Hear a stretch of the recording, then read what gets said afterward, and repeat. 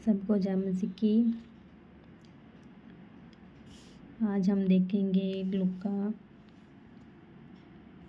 उसका 12 अध्याय के 22 से लिखा है, परमेश्वर पर भरोसा रखो। फिर उसने अपने चेलों से कहा, इसलिए मैं तुमसे कहता हूँ, अपने प्राण की चिंता ना करो कि हम क्या खाएंगे, ना अपने शरीर की क्या पहनेंगे।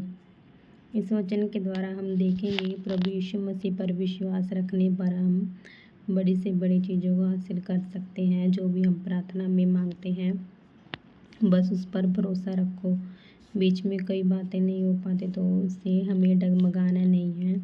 ये वचन आपको और भी ज़्यादा विश्वास को पक्का करेगा। और इस वचन पर भरोसा हो तो आमीन लिखें। इस वचन के द्वारा आप और भी ज़्यादा आशीष पाएँ और इसको पूरा सुनें।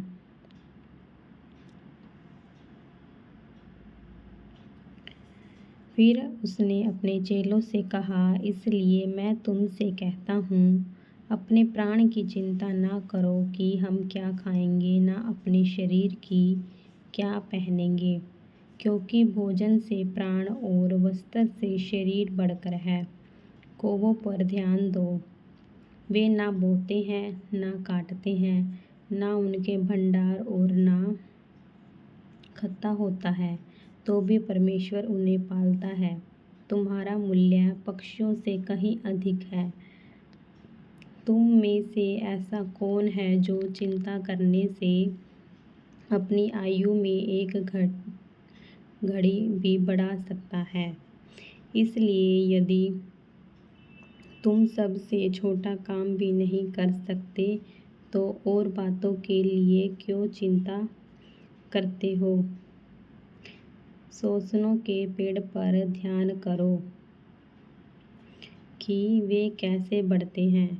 वे ना परिश्रम करते हैं, ना काटते हैं, तो भी मैं तुमसे कहता हूँ कि सुलेमान भी अपने सारे वैभव में उनमें से किसी एक के समान वस्त्र पहने हुए ना था। इसलिए यदि परमेश्वर मैदान की घास को, जो आज है और कल बाढ़ में झोंकी जाएगी, ऐसी पहनाता है, तो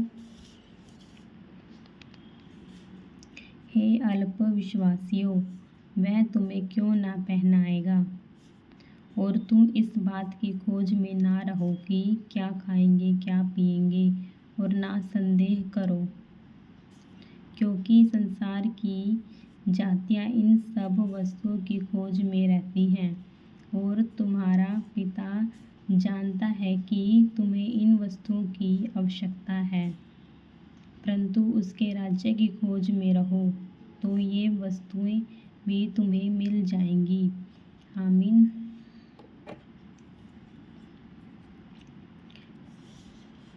हमें अपनी प्रार्थना में किसी बात का संदेह नहीं करना है।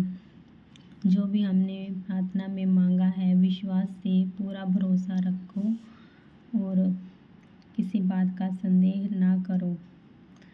हमें अल्प विश्वासी नहीं,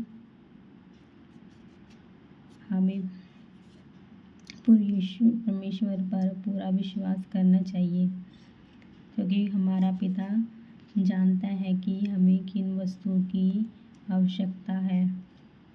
इसलिए हमें विश्वास के साथ प्रार्थना में लगे रहें और उसके राज्य की खोज में रहें।